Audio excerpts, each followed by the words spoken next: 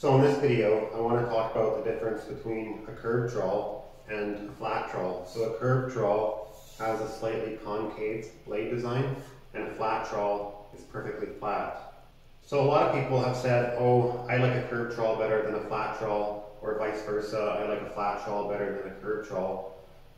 I think that's a poor way of looking at it. I think that's an apples and oranges comparison because they are two different tools for two different purposes.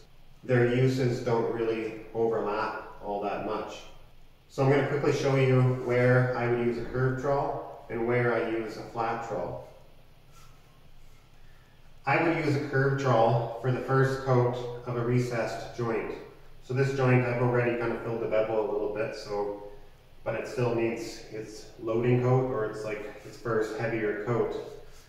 So the reason that I want to use a curved trowel to do that is just the design of the blade. When I pass over it, it'll feather out the edges and it'll leave a little bit of mud over top just because of the design of the blade. So, and it's quite fast too, and it's consistent. So that's the application of the mud. And then I'm going to do something where I'm going to just quickly feather the edges out. I know the trowel does that on its own, but I kind of like to do it a little extra by tilting the trowel. So I'm going to tilt my trowel on this side just a little bit. There. And then I'm going to tilt it on that side. And then I'm going to come down the middle. There, and that's the finished first coat. So, just looking at it a little closer, mud is always kind of translucent before it dries. So it doesn't really look like there's much mud on there, but it is. And when it dries, it'll be more of a solid white.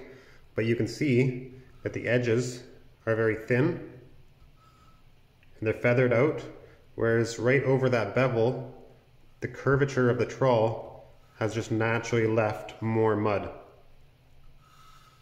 And that's what you want to do on a beveled joint. Now for the flat trowel. The flat trowel is more of a finishing trowel.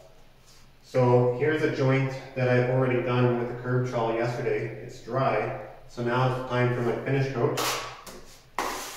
And because the curved trowel naturally left a little bit of mud over the bevel, it's filled it out really nice. So my finish coat, I don't need to leave a lot of mud behind. It can be a nice tight coat that's easy to sand.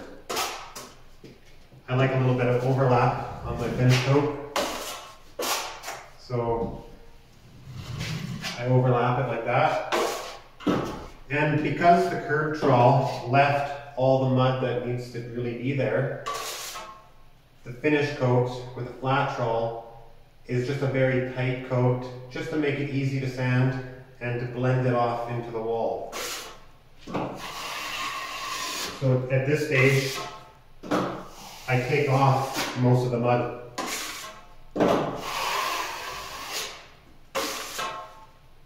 So as you can see here, I haven't really left a whole lot of mud behind. Just a very thin, tight coat straight across, and when that dries, it'll make a nice joint that's easy to sand. So that's about the end of this video. That kind of summarizes where I use a curved trowel and where I use a flat trowel. They're two different tools for two different purposes. It's hard to compare one as being better than the other. Hope you found that helpful. Thanks for watching, and don't forget to click the subscribe button if you haven't already. Thanks.